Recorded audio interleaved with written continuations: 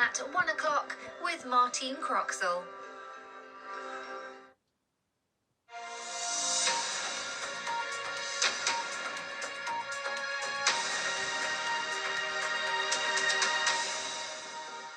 Good afternoon. Iran says the intelligence chief of the Islamic Revolutionary Guard Corps was killed in a US-Israeli strike this morning. Israel says it carried out the attack. US President Donald Trump has set a deadline for Iran to reopen the Strait of Hormuz. If it doesn't, he's threatening Tuesday will be power plant day and bridge day, all wrapped up in one in Iran. In response, Iran has warned of much more devastating retaliation. Meanwhile, attacks continue across the region, including in Iran, Israel, the UAE and Saudi Arabia. Lorna Gordon reports. Searching for survivors after what the Iranian Red Crescent said was an airstrike on a residential district of Tehran. More than a dozen people were reportedly killed in attacks here overnight. The Islamic Republic's leaders are also being targeted in this conflict. Iran said Majid Khadami, the Revolutionary Guard's intelligence chief, was killed earlier today. Israel has claimed responsibility. The Revolutionary Guard is shooting at civilians, and we are eliminating the leaders of the terrorists. Iran's leaders live with a sense of being targeted. We will continue to hunt them down one by one. In the Israeli port city of Haifa, rescuers desperately tried to find those trapped beneath the rubble of a residential building which collapsed after being hit by an Iranian missile. The bodies of 4 people were recovered. Iran is also targeting its oil-rich Gulf neighbours, with energy infrastructure being attacked. In Kuwait, a fire broke out in an oil complex which houses Kuwait Petroleum Corporation's headquarters after it was attacked by drone. Iranian attacks in the Gulf are relentless. The authorities here say most of the incoming missiles and drones are being intercepted. A senior advisor to the UAE's president told journalists here that Iran's strategy would push the region closer to the United States and increase Israeli influence. President Trump is expected to speak later. His deadline for Iran to reach a deal is looming. He has threatened to destroy Iran's power plants and bridges if his demands are not met. Diplomatic efforts to bring this conflict to an end are continuing. Iranian officials say attacking civilian targets amounts to war crimes, and if the US president follows through on his threats, they warn their response will be devastating and widespread. Lorna Gordon, BBC News, Dubai.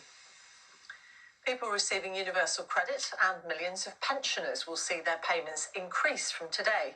Most benefits will go up by 3.8%, while pensions will increase by 4.8%. It means the state pension will rise by between £8 and £11 a week, depending on when you retired. Well, the other big change to benefits is the scrapping from today of the 2-child benefit cap, which limits universal credit payments. It means anyone on universal credit with more than 2 children will receive top-up payments for every additional child they have. The BBC's Your Voice correspondent Coletta Smith reports. Things are about to change for Tracy and her family. I'll be able to say yes to them and feel good about it. She's got 2 older children, which means that until now she hasn't had any universal credit top-ups for her 3 youngest children. And that's not been easy. I've always had to be careful what I spend and how I spend it.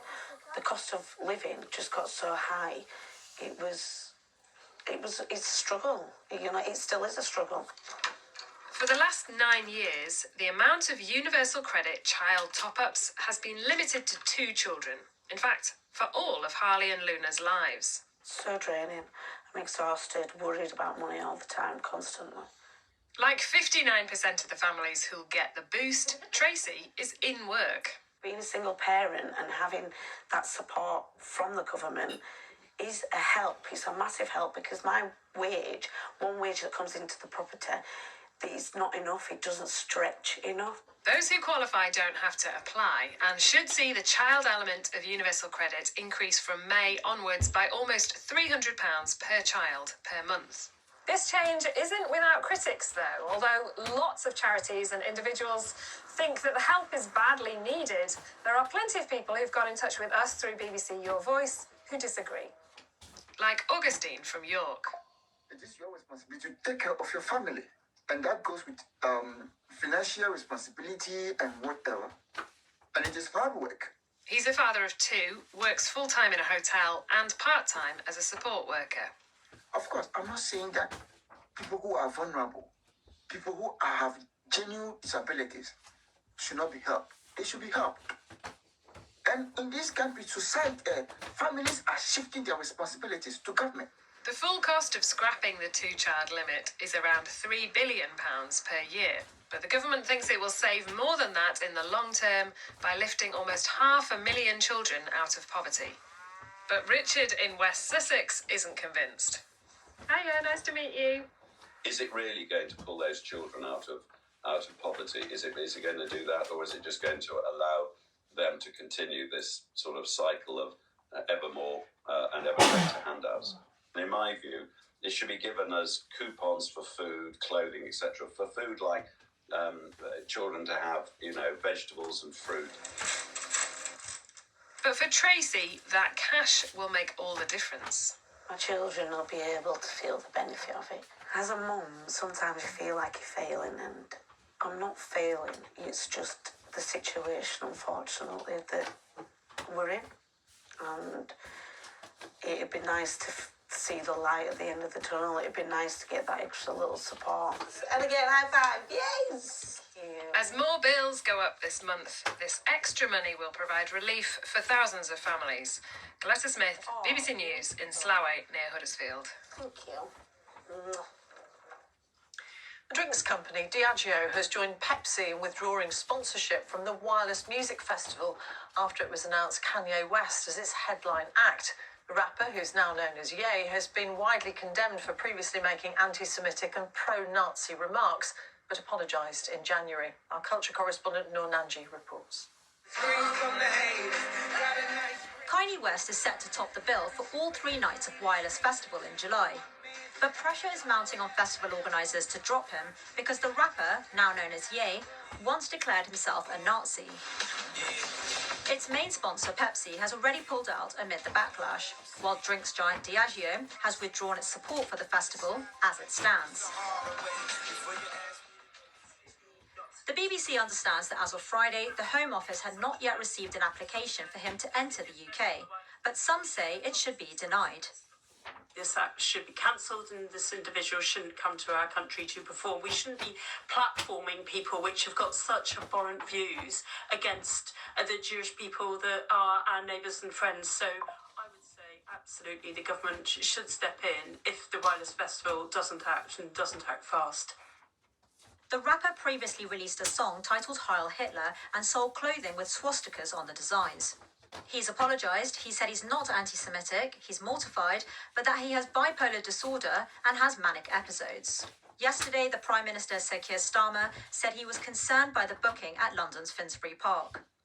He said anti-Semitism in any form is abhorrent and must be confronted firmly wherever it appears. It's certainly a PR disaster at the very least for the Wireless Festival, and I think it could end up with the festival not even going ahead. Now that sponsors are pulling out, that could leave a major financial hole for the festival. Lib Dem leader Ed Davey called on Ye not to be allowed into the country, while Shadow Home Secretary Chris Philp says his return to the UK would be deeply concerning. It's also emerged that PayPal, a payment partner to the festival, will no longer allow its branding to be used on promotional material. Wireless organisers Festival Republic, as well as Ye's representatives, have been approached for comment. But with tickets going on general sale this week, this row looks unlikely to go away. Noor Nanji, BBC News. Women in Northern Ireland who've had a miscarriage will be entitled to 2 weeks paid leave from today, along with their partners. It's the first part of the UK to introduce such measures, with the government planning to bring in at least 1 week's leave for families in England, Scotland and Wales next year.